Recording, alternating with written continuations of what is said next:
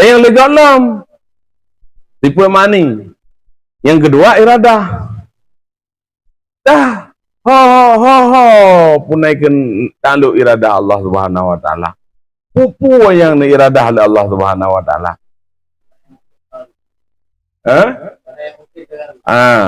Lagi punaikan hubungan kudrasyid.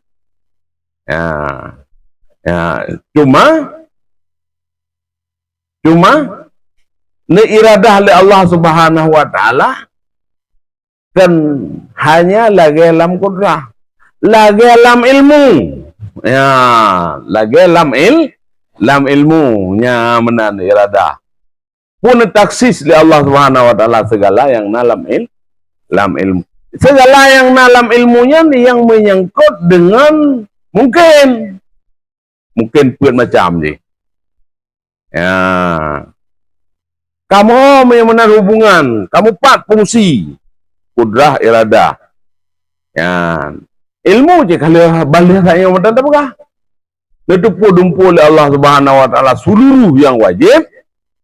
Kan yang wajibnya wajib sembahyang, wajib puasa, wajib zakat, wajib haji kan. Nyampi hana tertinggal.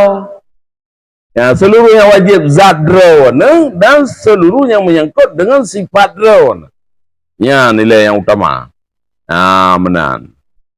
Yang dumpu oleh Allah Subhanahu wa taala dan yang menyangkut dengan segala hadisah yang baru-baru.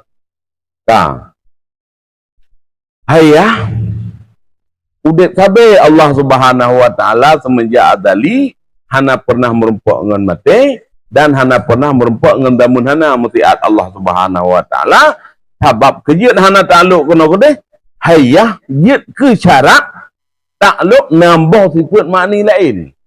Maksudnya Allah Subhanahu wa taala mati pakai ban cerdas tak, pakai ban cara tak, pakai ban kuasa tak kan? Maka hana takluk kono kodeh hayah.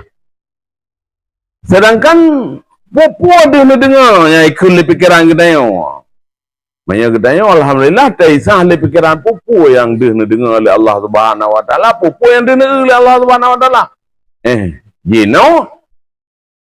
Kata tepu.